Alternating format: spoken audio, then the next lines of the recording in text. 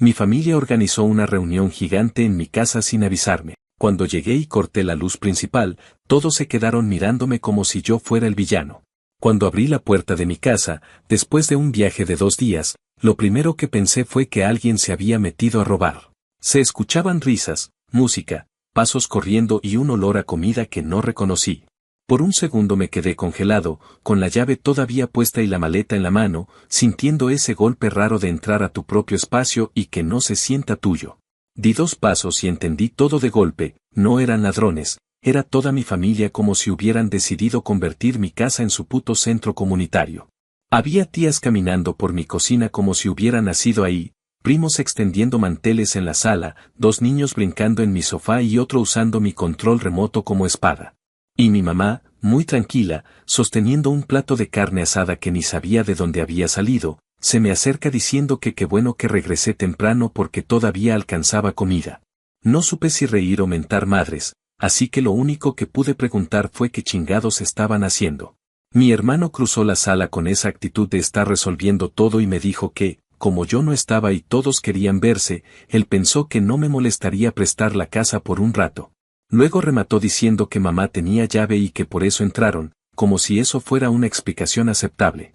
Mientras hablaba, vi que la señora que es esposa de un primo, alguien con quien he hablado quizá 3 veces en mi vida, estaba metida en mi cuarto principal hablando por teléfono, muy cómoda, sentada en mi cama como si fuera un hotel que ya había pagado. Un niño, que ni sé de qué lado de la familia es, estaba jalando los cajones de mi buró y tirando cosas al piso. Sentí un calor en la nuca, esa mezcla de enojo y vergüenza que te dan cuando te das cuenta de que eres el único cuerdo en un mar de idiotas. Intenté pedirles, con calma al principio, que empezaran a recoger para irse porque yo acababa de llegar y lo único que quería era descansar. Nadie se movió. Una tía que siempre ha sido especialista en opinar sin que nadie se lo pida dijo que no exagerara, que era familia y que solo estaban conviviendo. Un primo que ya estaba medio borracho se acercó para decir que me veía tenso y que me relajara, que me sirviera una cerveza y que no fuera tan amargado. Mi mamá, en lugar de ver el desastre, insistió en que debería sentirme agradecido porque al menos alguien estaba usando la casa, como si yo viviera en una especie de museo que nadie visita. Esa frase me encendió, pero todavía intenté mantener la compostura y les dije que estaban invadiendo mi espacio sin permiso y que necesitaba que se fueran. Pero otra vez, silencio. Luego risas. Pero de burla. Una tía dijo que yo siempre he sido dramático y que por eso no me invitan a nada, otra dijo que seguro tenía sus días y por eso estaba tan intenso. Escuchar eso mientras veía a 2 hombres que no conocía meter bolsas de hielo en mi congelador como si vivieran ahí me cruzó un límite. Caminé directo al panel eléctrico sin decir nada y bajé la luz de toda la casa. Fue un apagón total, con gente gritando que quien chingados apagó la música, con niños llorando porque ya no veían nada y adultos tropezándose entre ellos porque no estaban acostumbrados a moverse sin luz. Yo, en medio de ese caos, dije que la había apagado yo y que no pensaba prenderla hasta que todos salieran de mi casa. Nadie podía fingir tranquilidad ahí. De pronto todos recordaron que sí, efectivamente, esa propiedad no era de ellos. Mi mamá empezó a llorar, diciendo que cómo era posible que yo hiciera algo así, que qué clase de hijo se comporta de esa manera, que ella solo quería reunir a la familia y que no esperaba que yo reaccionara como un desconocido. Una tía me dijo que estaba siendo cruel y malagradecido, que solo querían convivir. Yo ya no tenía paciencia y lo único que respondí fue que convivieran en sus casas, no en la mía. Alguien intentó prender una linterna del celular para seguir como si nada y le pedí que dejara de hacerse pendejo y saliera.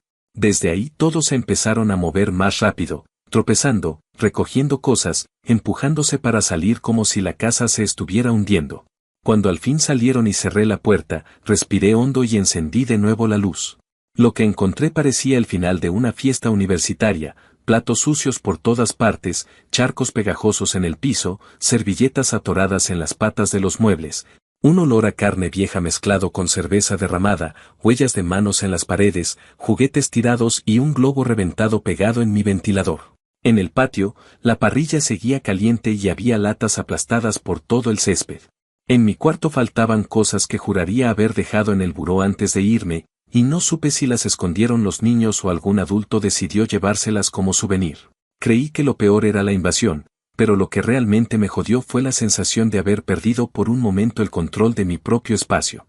Mi casa es lo único que siempre he protegido, es el lugar donde nadie entra sin permiso, donde puedo estar en paz. Encontrarlo convertido en un circo improvisado con gente que ni siquiera respeto fue una de las sensaciones más humillantes que he tenido en años. Y mientras recogía latas y apagaba la parrilla, lo único que pensaba era que no iba a dejar que esto quedara así. Porque una cosa es ser familia y otra muy distinta es creer que eso te da derecho a pisotear los límites de alguien. Y si ellos no quieren aprender por las buenas, pues lo van a aprender por las malas. Actualización 1. Pasaron varios días después del desastre y todavía tenía esa mezcla pegajosa de enojo y decepción metida en el pecho. La casa ya estaba más o menos en orden, pero por más que limpiara siempre encontraba algo que me recordaba la invasión, una tapa de botella entre los cojines, una mancha en el pasillo que no supe si era salsa o un experimento fallido, un muñequito de plástico que seguramente dejaron los hijos de algún primo que ni siquiera sé cómo se llama. Intenté seguir con mi rutina, pero cada vez que regresaba del trabajo me sorprendía revisando instintivamente si las cerraduras seguían bien puestas, como si esperara volver a encontrar a media familia instalada en mi sala. Me di cuenta de que no confiaba en que entendieran el límite, porque nunca lo han respetado, así que tomé la decisión más obvia: cambiar las cerraduras y poner cámaras nuevas. No era una paranoia exagerada, era sentido común después de ver lo capaces que son de husmear en cajones ajenos sin sentir vergüenza. Mientras instalaban las cámaras, recordé que todavía tenía las grabaciones viejas del sistema anterior. Las revisé por simple curiosidad, pensando que quizá me reiría un poco viendo a mis primos comportándose como cavernícolas. Pero lo que encontré no fue gracioso. En una de las grabaciones se veía claramente a mi primo Luis, el que siempre tiene cara de que le deben dinero aunque sea él quien debe, entrando a mi estudio y revisando las repisas. Al principio pensé que tal vez estaba buscando un baño o a alguien, pero no, porque en menos de un minuto ya estaba guardando la botella de whisky que me regaló un cliente hace un par de años y que yo solo tomaba en ocasiones muy contadas. Lo siguiente fue verlo desconectando mi consola y metiéndola en su mochila como si fuera un cargador que se había prestado. Estuve varios minutos mirando la pantalla sin procesar lo que veía, sintiendo como el enojo que ya creía estable empezaba a hervir otra vez.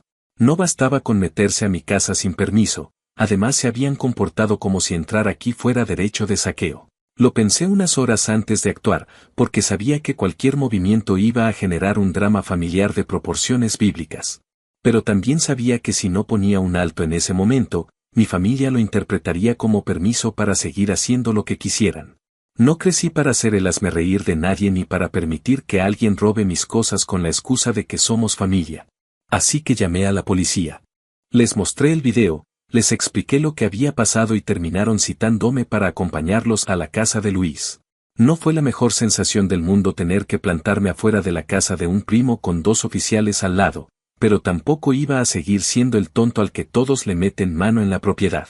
Cuando Luis abrió la puerta, la cara que puso fue una mezcla entre borracho desvelado y niño atrapado robando galletas. Su mamá llegó casi de inmediato, hablando más fuerte que los oficiales, diciendo que seguramente había sido un malentendido, que yo exageraba todo y que cómo se me ocurría humillar a su hijo de esa manera por una botella vieja. Los oficiales le pidieron a Luis que mostrara la mochila. Él dijo que ya no la tenía, que quizás se la había llevado otro primo, que con tanta gente era imposible saber qué había pasado. Les mostré otra parte del video donde se veía claramente el momento en que se la llevaba y donde se veía también que nadie más entró al cuarto después de él. Esa evidencia fue suficiente. Tuvo que entregar las cosas y firmar la notificación correspondiente. Cuando su mamá escuchó la palabra notificación casi se desmaya, y en cuestión de segundos pasó de estar indignada a decir que yo le estaba arruinando la vida a Luis. Que cómo iba a encontrar trabajo si la policía lo tenía en la mira. No quise discutir porque sabía que cualquier palabra que saliera de mi boca iba a ser interpretada como un ataque personal, así que simplemente dije que lo que arruinó la vida de Luis fue Luis, no yo. Luego me fui. Sabía que la familia iba a reaccionar como si yo hubiera quemado la casa de alguien. Y no me equivoqué. Para esa misma noche ya tenía mensajes de varias tías diciendo que estaba actuando como enemigo, que como podía llamar a la policía por un errorcito, que si no me daba vergüenza tratar así a alguien que creció conmigo. Otra tía me mandó un audio larguísimo donde prácticamente me acusaba de ser un traidor, repitiendo una y otra vez que la familia es lo único que uno tiene y que yo estaba destruyendo la unidad por cosas materiales. Ignoré todos los mensajes. Sabía que contestar solo iba a hacer que siguieran intentando culparme por su incapacidad para aceptar responsabilidades. A pesar del enojo, sentí cierta claridad.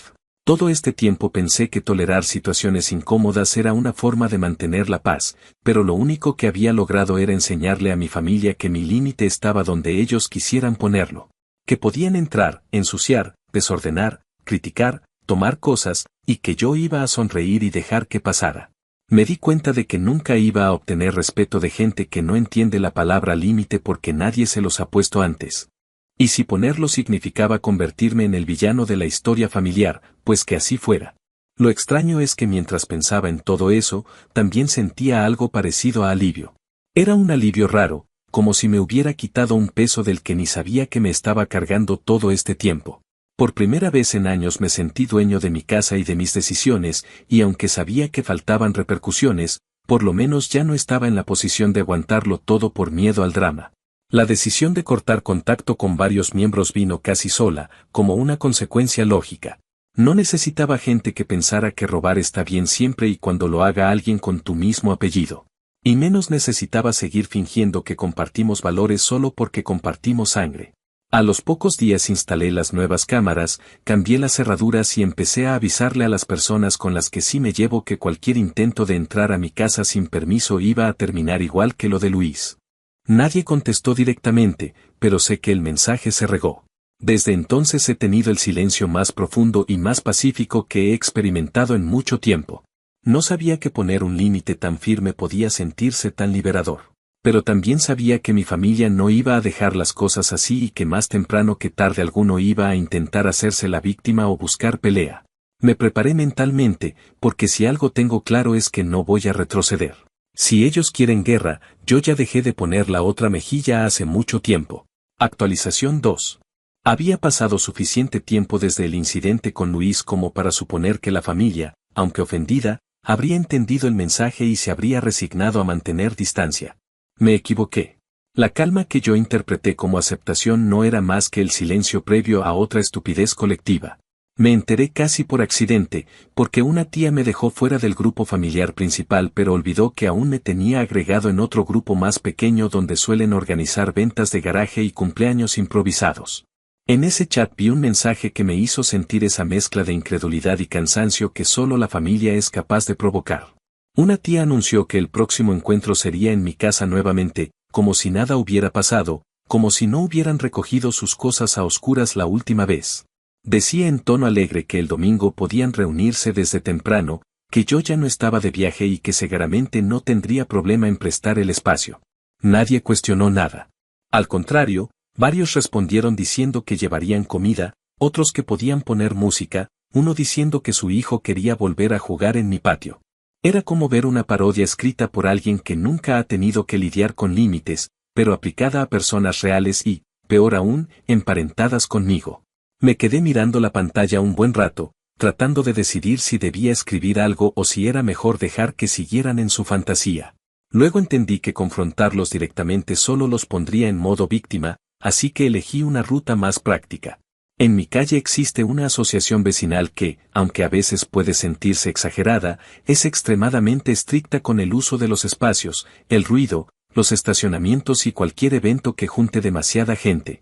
Nunca pensé que recurriría a ellos, pero en ese momento se convirtieron en la herramienta perfecta. Pedí una reunión breve con el responsable del área y expliqué la situación sin adornarla. Un grupo de 30 personas planeaba invadir mi propiedad sin permiso, ya lo habían hecho antes, no respetaban límites, y yo necesitaba evitar que se repitiera. El representante tomó nota de todo con la seriedad profesional que lo caracteriza y me aseguró que, si el día del evento alguien intentaba instalarse en mi casa sin autorización, mandarían al equipo de seguridad privado que patrulla la zona. También mencionó que, bajo las reglas del vecindario, ese tipo de reuniones implicaba multas considerables porque se consideran un uso inapropiado de la propiedad. Le dije que entendía perfectamente y que estaba de acuerdo con que actuaran en cuanto vieran movimiento. El domingo llegó con la tranquilidad engañosa de cualquier día normal. Yo no estaba en casa, preferí irme a una cafetería a leer un rato y esperar a que todo se desarrollara sin mi presencia, porque sabía que si estaba ahí, alguno iba a tratar de forzar conversación o entrar de todas maneras. Las alertas de mis cámaras me avisaron el primer auto estacionándose frente a mi casa. Luego otro. Y otro. La aplicación mostraba personas cargando hieleras, niños corriendo al patio, 2 hombres llevando mesas plegables directo hacia mi césped. Una mujer que ni siquiera recuerdo haber visto antes revisando la puerta trasera como si buscara dónde conectar algo. Me sorprendió, aunque ya esperaba que actuaran con tanta seguridad. Cuando la cámara mostró a mi mamá entrando con una bolsa llena de platos y vasos desechables, sentí una punzada rara, no de culpa, sino de confirmación. Nunca iban a dejar de hacer esto por las buenas. A la media hora llegó el equipo de seguridad privado. Se veía en las grabaciones cómo se acercaron con calma, hablando primero con quienes estaban más cerca de la entrada. No alcancé a escuchar lo que decían, pero por sus gestos entendí que estaban pidiendo que se retiraran.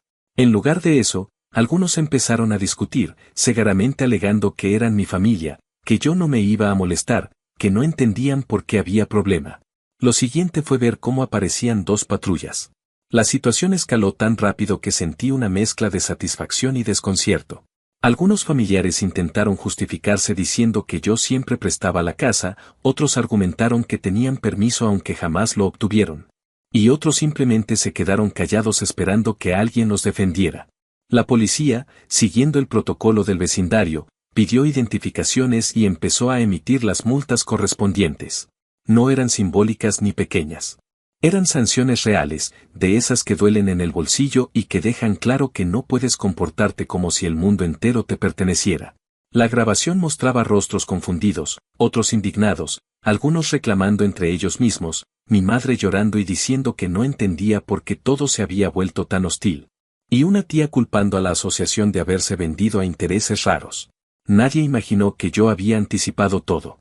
La escena era una especie de obra teatral absurda donde cada personaje interpretaba un papel predecible, pero esta vez las consecuencias eran tangibles y no simples regaños o dramas familiares. Cuando la policía terminó y todos abandonaron la propiedad, los mensajes empezaron a llegar como una avalancha. Algunos eran insultos directos, otros intentaban manipularme emocionalmente, diciéndome que yo había traicionado a la familia y que nadie esperaba que fuera capaz de algo tan cruel. Una tía me dijo que estaba muerto para ella, otra que no me sorprendiera si un día acababa solo porque las acciones siempre vuelven. Mi mamá escribió un texto larguísimo diciendo que jamás imaginó que su propio hijo haría que la echaran de una casa que también consideraba suya, porque según ella, la familia tiene derechos implícitos. Esa frase me molestó más que cualquier insulto, porque demostraba que realmente no entendían la diferencia entre afecto y propiedad. No respondí nada. Cerré el teléfono y me quedé sentado en la cafetería con la sensación de haber cruzado una frontera definitiva. No era una sensación amarga. Era más bien algo parecido a una claridad incómoda pero necesaria. Entendí que no era yo quien había cambiado de la noche a la mañana. Ellos llevaban años cruzando límites y yo simplemente había dejado de ceder. Una parte de mí pensó que tal vez podrían aprender algo de esto. Pero otra parte, la más honesta, sabía que era improbable. Hay gente que no entiende lecciones a menos que les duelan, y aún así suelen recordarlas solo lo suficiente para culpar al que aplicó la consecuencia. Regresé a mi casa más tarde y encontré el patio intacto, sin mesas plegables, sin niños destrozando plantas, sin la sensación de que alguien había caminado por ahí como si viviera conmigo. Revisé cada habitación por costumbre y estaba tal como la dejé. Ese orden me dio una calma que no había sentido desde hacía mucho tiempo. Sabía que, después de lo ocurrido, la familia no iba a quedarse callada. Sabía que vendrían más mensajes, que intentarían confrontarme, que habría quien quisiera entrar a la fuerza para hablar. Pero también sabía que ya no era el mismo que aceptaba todo para evitar una escena. Lo que ocurrió ese domingo dejó claro para ellos y para mí que no iba a volver a ser el pariente conveniente al que se puede usar sin límites. Esa noche dormí por fin sin la sensación de estar esperando el próximo desastre.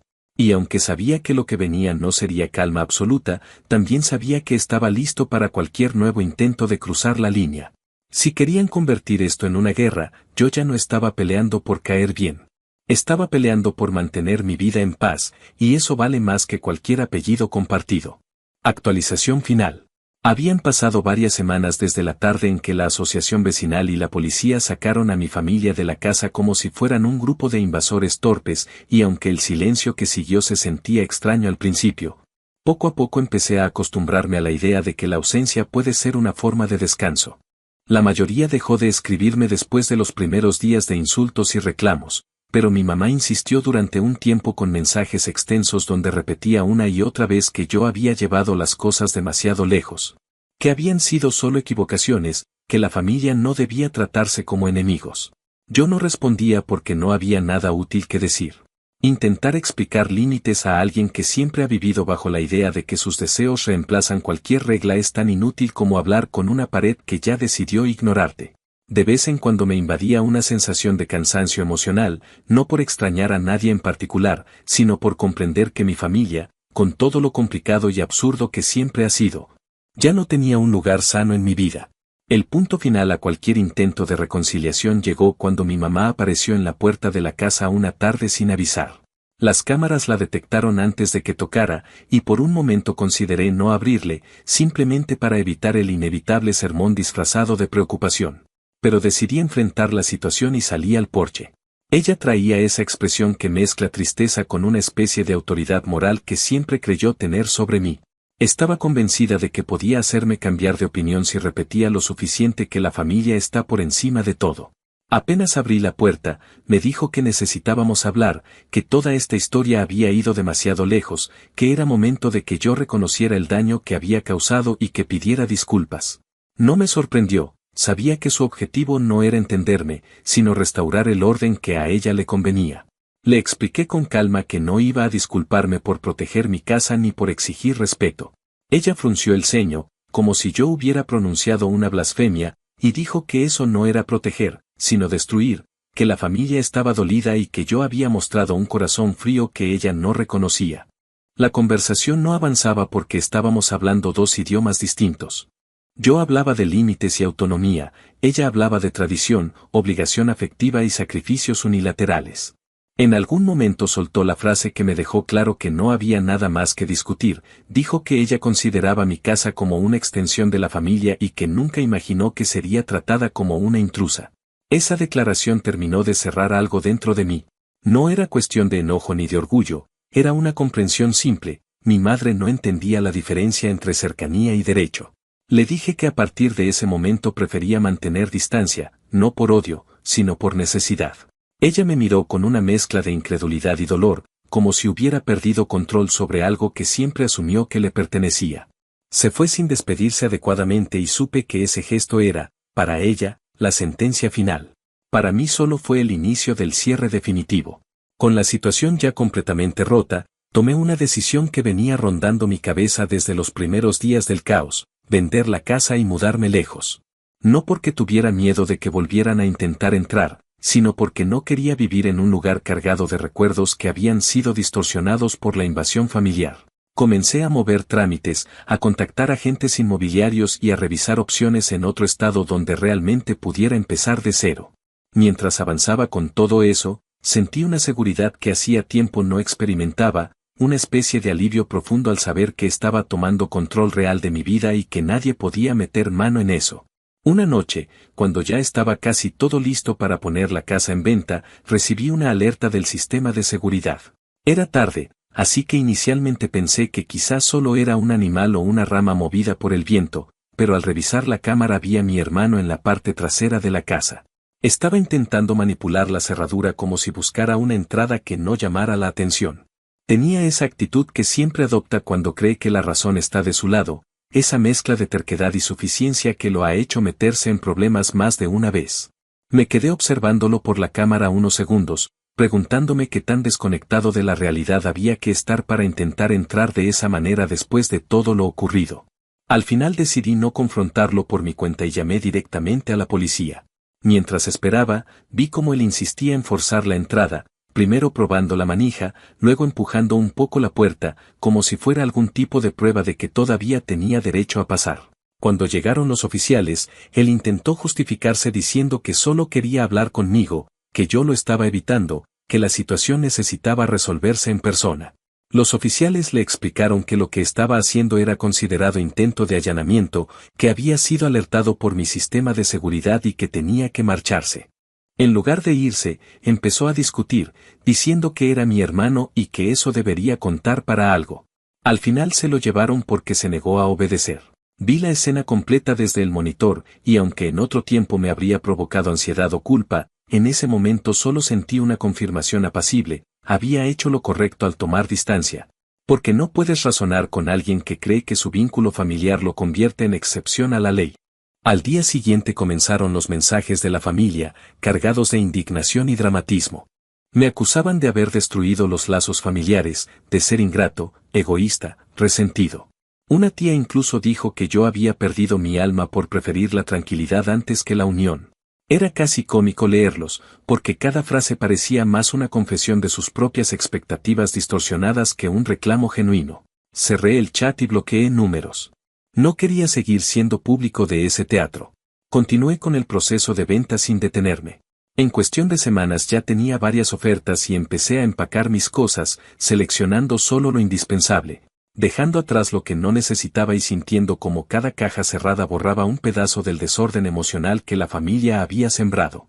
Cuando finalmente entregué la casa y emprendí camino hacia mi nuevo destino, sentí una ligereza que nunca había conocido. La idea de vivir donde nadie tiene llave, donde nadie puede decidir por mí ni irrumpir con la excusa de la sangre, se volvió la confirmación de que no solo estaba mudándome de lugar, sino de vida. A veces la gente espera que uno cargue eternamente con las obligaciones impuestas por un apellido, pero llega un punto en el que tienes que elegir entre el ruido impuesto o la paz construida. Yo ya había vivido suficiente tiempo rodeado del ruido.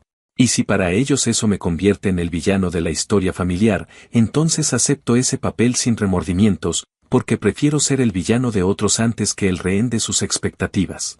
Cada quien defiende su libertad como puede, y yo finalmente encontré la mía lejos de todos ellos.